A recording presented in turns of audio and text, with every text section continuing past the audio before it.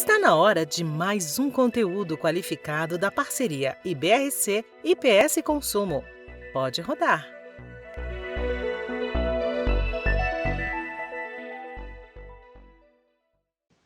Você sabe que quando eu falo com as empresas, quando eu entrevisto as empresas para falarem sobre o atendimento via bots, né? E tem uns termos lá que elas falam que elas me deixam muito irritada, que é humanizar o robô, né? E aí eu falo, mas vocês estão digitalizando o atendimento pessoal, né? O atendimento por telefone. Quer dizer, vocês estão invertendo as coisas aí. Mas para mim fica uma coisa muito clara. O atendimento por robô, naquelas situações de sumiu a palavra agora, mas que não Transacionais. precisa falar com ninguém, ele é fundamental. Ótimo. Eu acho ele super importante, eu uso bastante, eu acho que boa parte da população até gosta. Agora, aí tem um outro detalhe que a pesquisa mostra, é que o consumidor quer falar com gente, né? Principalmente quando ele quer reclamar de alguma coisa e quando ele quer cancelar alguma coisa. Quer dizer, ele não confia no robô nesse momento. E quando a gente vê que as empresas estão apostando e apostando bastante na digitabilidade, como que fica esse balanço entre eu, consumidor, eu quero falar com gente, mas eu não quero falar com uma pessoa robotizada, tampouco eu quero falar com um robô humanizado, eu quero falar com gente, porque eu acredito que esse é o caminho que eu vou conseguir uma resolução mais rápida. Como ficariam as empresas, então, diante disso? Até porque tem um dado interessante nessa pesquisa que diz que, peraí, deixa eu puxar aqui, 66% dos consumidores querem falar com gente, ou seja, usam o telefone para quando é reclamar e para quando é para pedir um cancelamento. Agora, em contrapartida, 10% das empresas responderam que querem o fim do 0800 obrigatório, né? Como que vocês veem? Me parece total desalinho isso entre o que está pensando o consumidor e o que está pensando a empresa, ou o que está querendo o consumidor e o que está querendo a empresa. Eu acho que é verdade, né? Eu acho que você tocou num ponto central, né? Eu diria, em algumas situações, o consumidor realmente quer conversar com uma pessoa, né? E tem um dado aqui na pesquisa, eu não sei se você iria nos perguntar, mas eu já estou me adiantando, né? Do quanto o consumidor, eu acho que se não me engano, posso estar errado no que eu vou falar, mas acho que é o maior índice de todos, que acho que é 96% ou até 100% em algumas situações, acho que é 96%, o quanto o consumidor odeia ficar no telefone rodando. Acho que a única coisa que ele odeia mais é quando ele já fez tudo e cai a ligação. Se não me engano, acho que é só isso que ele odeia mais. Mas ele quer falar no telefone em geral, né? E por quê, né? E acho que isso a gente tem que entender. Porque cada um tem o seu problema especial. Se eu vou fazer um cancelamento, talvez eu tenha perguntas para fazer. Eu tenho ainda alguma conta em aberto? Eu ainda vou receber alguma conta? Eu tenho perguntas, não é um mero cancelamento, né? Eu quero saber certas consequências disso, etc. E eu não consigo saber isso por robô, né? Em compensação, quando a gente vai para o negocial, né? Se eu vou comprar, sei lá, agora na pandemia, a gente foi muito fortemente para o digital, né? Se eu vou comprar uma coisa, eu olho aqui e compro com uma certa tranquilidade, né? Eu compro com uma certa tranquilidade, até porque tem um direito lá de 7 dias, etc, tal, né? Ali talvez realmente não seja tão necessário esse contato pessoal. Eu sei o produto que eu quero, eventualmente eu posso querer saber mais alguma coisa, mas em princípio eu sei o produto que eu quero, né?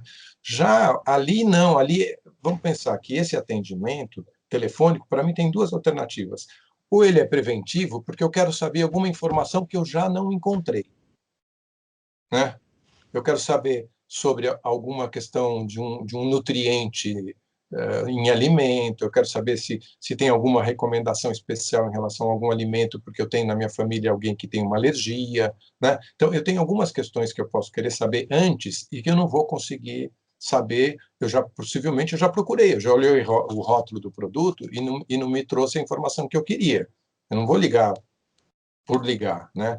Depois, a segunda alternativa é o pós-consumo. Esse pós-consumo, no geral, é um problema, e cada um tem o seu problema, né? Cada um tem o seu problema. Tem uma frase de um, de um autor dos mais conhecidos, né? Que começa assim, né? Todas as felicidades são iguais e todas as infelicidades são diferentes, né? É mais ou menos assim a frase, né? Cada infelicidade é uma infelicidade. E eu quero, então, relatar qual é o meu problema, né? E aí não dá para falar com o computador, né? Eu estou falando isso aqui me lembrando daquele filme Fale com Ela, não sei se vocês assistiram, onde o sujeito se apaixona pela voz do computador. Pelo amor de Deus, não, né? Não, né? Vamos se apaixonar por pessoas, né? Vamos ter relações humanas, né? Então, acho que é um pouco isso que a gente está falando, né? Dessa necessidade, porque se eu tenho um problema, né? Eu quero, de alguma forma, ser escutado, né? Afinal de contas, a gente tem, no mínimo, 5.000 anos ou 8.000 anos com essa prática, né? De falar com as pessoas, né? E não é de um dia para o outro que a gente vai começar a mudar essa prática dessa forma. Ângela e Sandra, eu tenho uma percepção de que talvez essa questão da vontade de falar com alguém, ou seja, encontrar imediatamente um humano, eu não estou tão certa se é exatamente isso que as pessoas querem, ou se elas querem a garantia de que a demanda delas vai ser tratada e resolvida por um humano.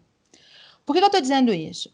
Assim, de alguma maneira, e vivendo um pouco dessa trajetória que eu contei um pouquinho no começo, eu cheguei à conclusão que são 3 dimensões desafiadoras quando você vai construir uma estrutura de atendimento. Acredito que a primeira dela é exatamente o tempo de espera para alguém contar a sua história, ou demandar o que precisa. Esse é um fator bem relevante.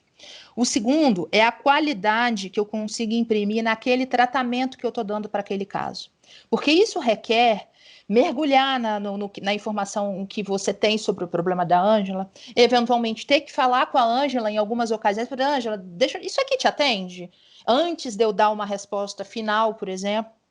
E o terceiro ponto guarda relação com a história da assertividade da minha última resposta, que é aquela que eu me certifiquei que aquele caso realmente foi tratado como deveria, que a resposta que eu vou dar atende, ou a direção que eu estou indo atende a Ângela, e não vai vir uma situação do mais e a pessoa ficar no vácuo, tá?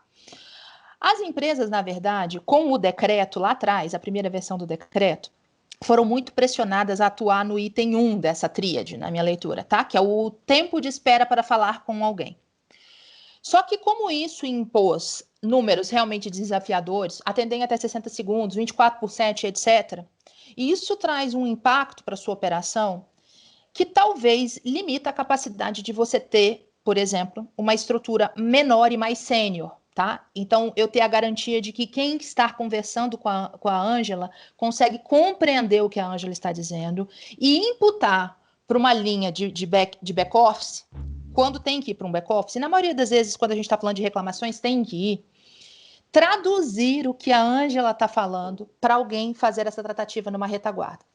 Então, esse é um outro aspecto importante. Os atendimentos, quando a gente está falando de de reclamação, especificamente aqui, eles têm em linhas gerais, né? Um N1, que a gente chama, né? Um nível 1, que é alguém que está capturando naquele momento, porque pode ser que a resposta que eu tenha que te dar do seu caso não é imediata.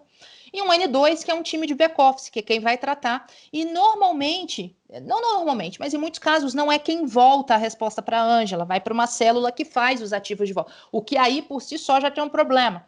Porque eu estou separando quem está se comunicando sobre o problema e a tratativa de quem está realmente tratando. E quando o cliente tem aquela informação relevante para dar, como o Sodré falou, não ia entrar ninguém na minha casa. Imagina, eu estava numa condição que me diferenciava do padrão do processo. Alguém precisa me ouvir sobre isso. Você não tem quem faça isso, tá?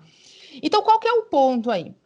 Os robôs, como você falou muito bem, eles são ótimos para entregar serviços transacionais, que é aquilo que eu leio uma chave e entrego, um boleto, tomo um boleto, um documento, tomo um documento. Isso ele consegue fazer.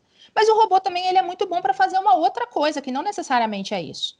que é coletar uma história. Ele é possível de você fazer isso. Eu estou interagindo com aquele robô, mas eu estou contando... Na verdade, ele só está capturando coisa. Então, ele capturou o que a Ângela falou, o que ela quer, os documentos que ela quer mandar, e isso foi para alguém que vai me tratar e vai tratar como uma resposta. Tanto que isso funciona, e que as pessoas têm uma expectativa disso, que você reparou que o segundo meio mais mencionado aí pelo cliente quando fala de cancelamento e reclamação é o e-mail. O famigerado e-mail, que todo mundo acha que morreu. Se você juntar com Fale Conosco, que ele dá um número representativo. Por que lá, quando eu falo de transacional, ninguém quer falar de e-mail? Quando a gente fala do nosso dia a dia, ninguém quer falar de e-mail, mas quando é para reclamar, eu entendo que e-mail é um canal adequado. Porque o e-mail me permite me contar uma história, juntar informações, juntar o print da tela que eu queria falar. O robô não faz isso, né? Então, o que eu acho é que tem uma dimensão de aproveitamento aí para desenhar melhor essas estruturas, para dar mais qualidade nesse item 2, que é o da tratativa, e a assertividade na resposta. E aí, a assertividade na resposta, Ângela, guarda relação com uma situação que o Sodré falou, o exemplo do cancelamento. Quando eu cancelo, não é só cancelar. Tem uma série de impactos que aquilo vai ter no cancelamento, e que alguém tem que saber me dar aquelas informações de maneira pronta, porque para todo cliente as dúvidas serão as mesmas. E mesmo que ele não tenha dúvida naquele momento, ela vai ser uma dúvida lá na frente, quando uma situação acontecer. Eu tenho que ser preventivo com isso, né? Então, por exemplo, quando a gente fala de cancelar, plano de saúde é danado para ter isso, né? E os serviços recorrentes, assinaturas, etc., que é aquele impacto no faturamento. Eu tenho a sensação que eu cancelei hoje, então no próximo mês eu já não vou ter mais a cobrança. Sim, mas tem um residual e etc. Eu já sei que as pessoas têm muitas dúvidas sobre isso. Por que eu já não tenho um conteúdo de finalização quando alguém cancela, que eu mando uma carta, ou eu faço um comunicado, ou um SMS, o que seja, dizendo, olha, que pena que você não está com a gente, mas tem algumas coisas que eu preciso te contar. Teu último boleto vai ser tal dia, o teu proporcional é esse aqui. Imagina, isso aí não é um humano que está fazendo. Você está conseguindo mandar para a pessoa. Ela está recebendo preventivamente aquela comunicação. Isso evita um impacto enorme depois. Quando ele se vê surpreso por uma cobrança que pode até ser legítima, tá? Mas a maneira como a coisa aconteceu não coube para ele, ele tem o direito de se insurgir. Só que ele se mistura com outras demandas ali. Então eu acredito, tá, Ângela, que no fundo a situação do cliente talvez não necessariamente falar com alguém imediatamente, mas ter a certeza que alguém vai tratar a demanda dele e não é um robô cuspindo uma resposta. Por isso que eu acho que o e-mail está aí, e acho que é por isso que a gente gosta tanto de mandar áudio do WhatsApp. Você não está falando instantaneamente com alguém, mas você está na expectativa de que tudo que eu precisava falar eu contei, a pessoa processou a informação e está tudo certo. Então, eu acho que tem um pouco disso aí, tá? Uma expectativa de que alguém compreenda o meu problema e trate adequadamente, ainda que não imediatamente. E, para mim, aí que é a grande oportunidade das empresas e é mal aproveitado. Porque se eu consigo administrar a gestão do meu tempo em relação à entrada das demandas, que, aliás, o consumidor falou que toleraria até 3 minutos para aguardar uma resposta. Mas o meu tempo de tratativa tem que ser menor, eu não quero 5. Eu quero 3 no máximo, mas 3 com uma resposta pronta e resolvida. Acho que esse é o jogo aí, que é um jogo que pode trazer ganho para as empresas a partir de uma reformulação do decreto, que foca mais no que foi entregue para o cliente do ponto de vista de solução, do que se cumpriu 60 minutos, respondeu em até 5 dias, tá, se qualitativamente eu não estou fazendo nenhuma abordagem. Tá? Então, acho que esse que era meu ponto aí sobre a questão em relação às expectativas, né, quando a gente fala de canais. Pelo que eu deduzo do que você falou, a gente vai precisar de um tempo ainda, e não só de um tempo, mas de uma educação, tanto para o consumidor quanto para as empresas, para que esses processos de digitalização, eles fluam de uma forma mais normal, e aí dentro desse período de educação, eu estou chamando como educação, mas é de experiências, é de vivências e tudo mais, tem que se trabalhar ainda o conteúdo que vai se passar para ele e levar esse conteúdo de forma que ele passe a acreditar nisso, que ele não precise ter Exatamente. Uma voz falando para ele que vai funcionar de tal jeito, mas um conteúdo que vai funcionar de tal jeito. É a tal da comunicação com o consumidor que as empresas ainda não fazem, é isso? Sobretudo as empresas mais tradicionais, né, Ângela? Porque quando a gente fala dos negócios mais disruptivos, vamos olhar para um setor regulado, que são os bancos. Eu não vou fazer merchan de ninguém, mas nitidamente tem aquele banco que todo mundo sabe, que é um banco digital, e que as pessoas amam. É incrível o nível de engajamento que eles têm. O volume de atendimento telefônico deles acredito eu, bem baixo, porque praticamente você nem acha o telefone lá no site. Agora, quando você interage com a plataforma, você interage muitas vezes com uma pessoa. Ela está do outro lado do chat. Eu tenho um caso muito bacana, esses dias até compartilhei com as pessoas, que é a pessoa falando assim, obrigado, fulana, né? Eu nunca esperava que um robô atendesse assim. Ela falou, mas eu não sou um robô. Ele falou, é o que o robô responderia para mim, eu não sou um robô. E ele começa uma discussão com a atendente, ela tentando dizer, mas Roberto, eu sou uma pessoa, eu não sou um robô. E ele se recusa a acreditar que ali naquela estrutura tão digital. Então, eu acho que tem um pouco isso, tá, Ângela? Os negócios digitais, sobretudo esses que desenharam a sua proposta de valor baseado a partir da jornada do cliente e consideram aquilo que a gente chama sucesso do cliente como o próprio sucesso do negócio, todo desdobramento de comunicação no relacionamento muda. E ninguém está preocupado, isso eu posso te dizer, tá? Ninguém está preocupado com decreto, se está cumprindo decreto, se o regulador está cobrando ou não. O negócio é business. Eu só construo aquele valor se eu realmente entregar essa experiência. E eu acho que as empresas tradicionais, sobretudo em setores regulados e com menos competitividade, têm mais dificuldade de fazer esse corre, porque elas ficam um pouco acomodadas ali. Então, elas são muito grandes, muito departamentalizadas. É comum, em algumas situações, você fazer um treinamento, conversa com o atendente da ponta. Eu sempre faço uma pergunta que eu falo assim, gente, acontece às vezes de você descobrir uma situação porque o cliente te contou, porque ninguém te contou dentro da empresa isso, o tempo inteiro. Isso é uma coisa muito comum.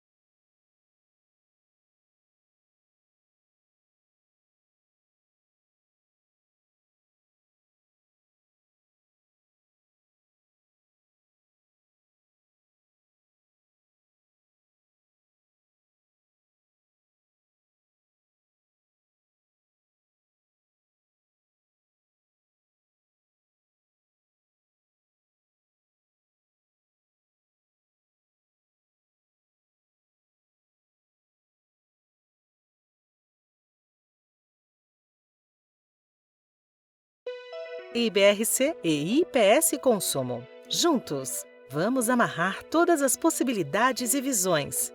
Traga a sua!